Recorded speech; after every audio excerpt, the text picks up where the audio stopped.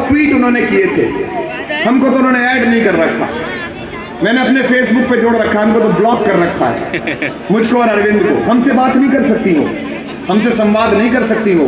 वो भारतीय जनता पार्टी के मित्रों के साथ बैठ सकती हैं, उन मुख्यमंत्री खट्टर साहब के साथ बैठ सकती है जिन्होंने कहा था जीन्स पहनने वाली लड़कियों के साथ ज्यादा बलात्कार होते हैं, पर हम लोग जिन्होंने भी जूतियां उठाई हैं उनसे बात नहीं कर सकती, जो कि वो भाजपा में आ गई हैं।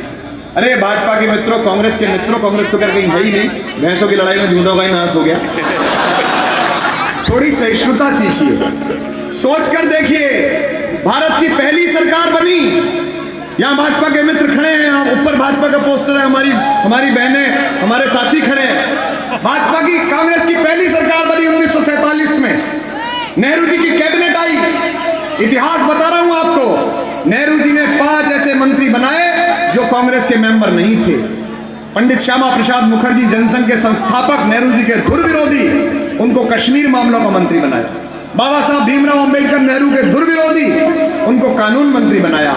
और तो और भाजपाइयों, जरा याद करो, जब हम पाकिस्तान के खिलाफ युद्ध जीते और महियसी आदरणीय इंदिरा गांधी ने यूनाइटेड नेशंस में भारत का पक्ष रखने के लिए भारत का प्रतिनिधिमंडल चुना, तो पूर्ण बहुमत की सरकार होने के बाद भी किसी कांग्रेसी को नहीं भेजा। संसद में सबसे अच्छा बोलने वाले कवि पंडित अटल बिहारी वाजपेयी जी से कहा कि आप जाकर बोलकर आए। एक दूसरे की असहमति को आदर देना सीखिए। हम आपसे, कुमार विश्वास बृहस्पति के अवतार हैं। आज कुमार विश्वास ने पूछा कि चोट्टापना क्यों हो गया, तो बोले ये डकैत है, ये चोर है, तो पागल है, पागल हो गए। ये क्या बात है? आप सवाल का जवाब दीजिए, कहां आपसे संवाद करें। 3 बातें कही थी किरण बेदी जी ने, आप चुनने जा रहे हैं, याद रखना, यहां जितने लोग भारत को मानने वाले हों, अयोध्या से एक युवराज चला अपने भाई और अपनी पत्नी को लेकर, पूरे भारत की यात्रा की उसने, रास्ते भर निषाद से, मल्लाहों से, केवटों से, मां शबरी से मिलता हुआ दक्षिण पहुंचा। युद्ध बड़ा था, दुनिया के सबसे बड़े अहंकारी राजा के खिलाफ था, जैसे आज एक लड़का लड़ रहा है देश के सबसे बड़े राजा की फौज से। ऐसा ही युद्ध था, ऐसा ही युद्ध था। किसी ने उसकी सहायता नहीं की, लेकिन रावण के परिवार में एक व्यक्ति था जिसके नाम के आगे महात्मा लगा हुआ था, जो राम राम कहता था।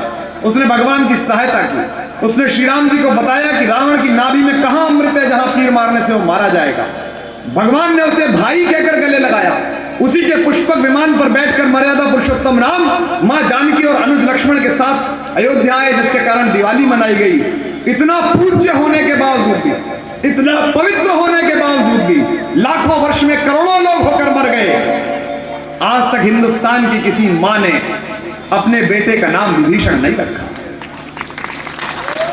कृष्णा नगर वाले, अगर समझ रहे हो कि मैं क्या कहना चाह रहा हूं तो मुझे अपनी तालियों से बताना कि मैं क्या कहना चाह रहा हूं। ये देश राम के प्रति द्रोह बर्दाश्त कर सकता है, अपने कुनबे के प्रति द्रोह बर्दाश्त नहीं करता। तो मैं इस हिसाब किताब को मांगना चाहता हूं। 3 बातें किरण जी ने कही। कृष्णा नगर से घोषणा कर रहा हूं, या मीडिया के मित्र मौजूद हैं, इसलिए नहीं कि टीवी पे चलाना है, इसलिए कि कुछ गलत बोले तो चलाएं, फिर फिसली कुमार विश्वास की जबान। 3 घोषणा कर रहा हूं जो उन्होंने कहा था। पहला ट्वीट, किरण बेदी जी ने कहा था कि जो पार्टियां अपने चंदे का हिसाब न देती हों, ऐसी पार्टी को